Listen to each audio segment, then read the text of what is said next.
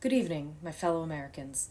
Tonight I'd like to address the accusation that I, the American president, am anti-man, when in fact that couldn't be further from the truth.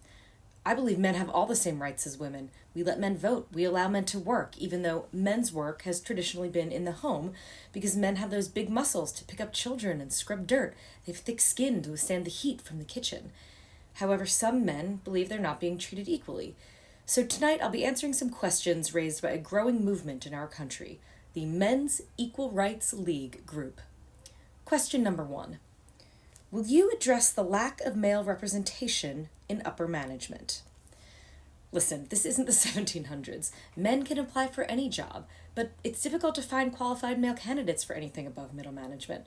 As you know, there have been male executives, directors, law firm partners, all those top jobs. But what happens is when a man makes a mistake while in one of those positions of power, we just have trouble trusting any other man in that same position. So really, the lack of male representation in upper management, it's men's fault for not being perfect. Question number 2. Why are sanitary products subsidized by the government but not erectile dysfunction medication? I'm sorry, I don't see how those two things are related. Sanitary products are a basic human need. It's subsidized because all basic human needs in this country are subsidized, like housing, food, education, highways. Erectile dysfunction pills are recreational drugs, so you have to pay for that out of pocket. Question number 3. Why has there never been a male president? Listen, I looked for a male vice president. I had binders full of men. But after vetting, we found that even the most qualified man didn't poll as well as a female or non-binary candidate. But you know what? I think that right now, there's a little boy out there who just might be smart enough to be the first male president. I truly believe it will happen in our lifetime. Question number 4. Would you ever consider overturning the universal vasectomy law? Why would we overturn that law? When Congress passed the universal vasectomy law, we reduced the number of unwanted pregnancies to single digits.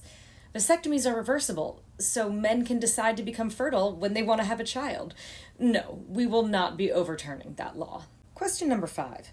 Can you acknowledge that impossible male beauty standards make men and boys feel bad and that they can never look good enough? That's something that you men have always put upon yourselves, always changing which feature to highlight, which body part you want bigger or smaller. That's something that you need to work out amongst yourselves. Last question. Would you ever take away the male right to vote?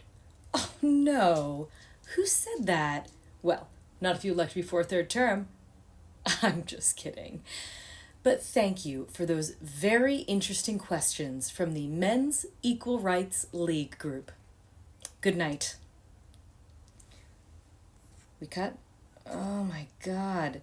Men's Rights League group? What, they couldn't get it together? They couldn't decide on league or group, so they just did both? Will these men ever stop nagging us? We give them so many more rights than our foremothers gave them in the Constitution. How many rights do they need? Wait, what? My mic is still on? Oh,